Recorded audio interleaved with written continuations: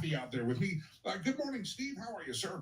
Jimmy, I just tuned in and I noticed that the head of the Freedom Fighters, congressman, when he was presented with this information of Maxine Waters speaking, that I'm looking at my face and I'm looking at his face. It's the same expression. It's like, it's like he doesn't look like me, but I'm like, this guy's the same. Like, what, like, is it possible? Is it possible that even now they'll let Maxine Waters hold the press conference? Is it possible that the Democrats are still saying to themselves, well, she's in a safe congressional district, let her speak for the Democratic Party nationwide, so we never take office back. So we never, it's indefensible. In other words, I actually thought there was a chance that the Democratic Party, as many problems the Republican Party have, we talk about, and why I left and whatever, and came back actually, but it can't be possible that people would say men should swim with women in a swimming pool,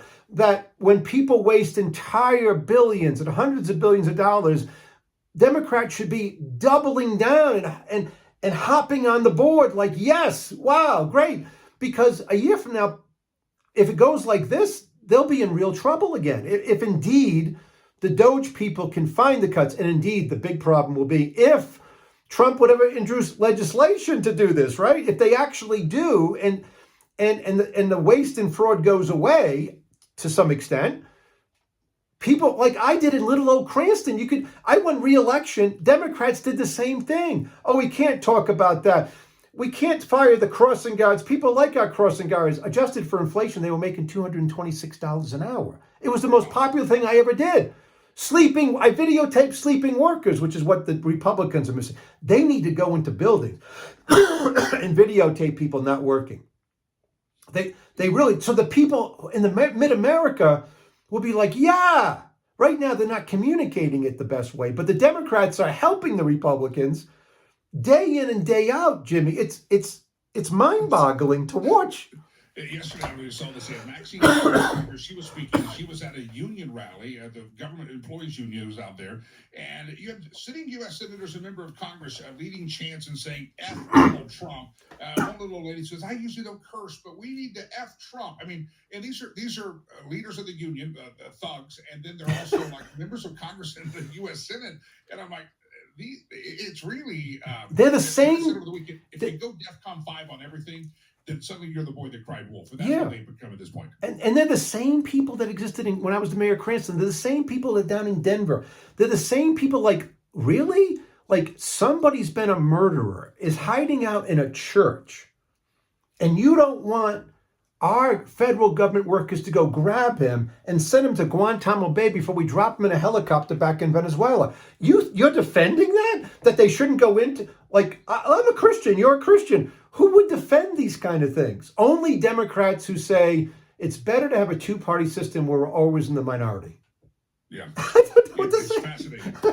All right. Meanwhile, Steve, you're a guy that always has your finger, a lot of folks in this tabloid type stuff, and all the news media here is focused on Elon Musk and Doge and Donald Trump and stuff. But there's a lot of other stuff going on. I've got a story on my stack here that's called the Sleeper Story, in which Netanyahu and Trump have basically said the hostages are all out by Saturday or all hell's going to break loose. I'll get to that in a second. Yeah. But there's also some activity with China. You sent me a news story that says how China shocked upended U.S. workers. So we've got some trade situations going on out there. And let's dive into some of the backside of the newspaper that the tabloid journalists are not necessarily covering. Yeah, this is like A2 of the journal, but the funny part is, and so people who know me from your show and people who've seen my movie, the 400,000 people who ever watched my movie, made in 2011, and I've been speaking publicly since 2005 that we should not trade with China, that they would never become a democracy, and so forth, and that they'll become a more tyrannical society and we got to stop them and blah, blah, blah. And Trump is doing some things about it with an additional 10% tariff, which I like. I like it to be 100%. But now what we're finding as Trump gets elected is that there's some really new research coming out of top flight economists that are shocked that workers in America lost jobs between China entering the World Trade Organization in 2000 and today.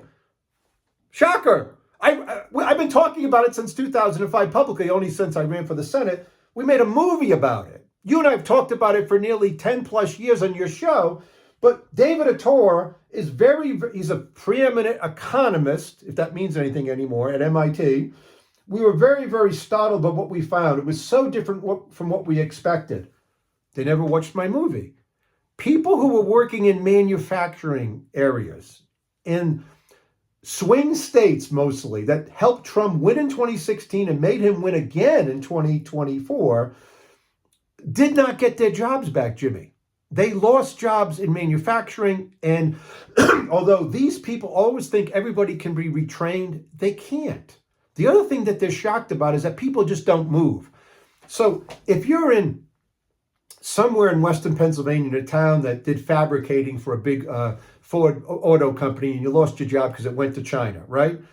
These people are always shocked that you didn't get up and just move to Mexico or get a high-tech job, even though you didn't go to college and you're a white male or a black male, somewhere in Palo Alto. They're shocked that you didn't start a venture capital operation somewhere in Boston. Like these people have families. They have people who live nearby. They don't leave them. You know, it's not exactly Allentown, Pennsylvania in 1917, but what happens in the economic world today is actually so bizarre, and that the work that they do is so questionable that it takes them till 2025 to come out with a report. And the only thing they can say about it to save their credibility is that they're shocked with stuff that they should have known when it happened in 2000. When China entered the World Trade Organization and got a better trade deal than other countries, and they dumped steel, and they built up their military prowess with the profits they made off American workers losing their jobs, we all should have known it was going to get worse for American workers, that China would become a tyrannical society, which it is. Remember, due to human rights that we never talk about, they have 1 million people in concentration camps called Uyghurs, if that's the right way to pronounce it. They kill baby girls because they only wanted boys. And now they're faced with a declining population because no one had any children. And now, no matter what, no matter what they say, no one's having any children because they don't want to live like this, right?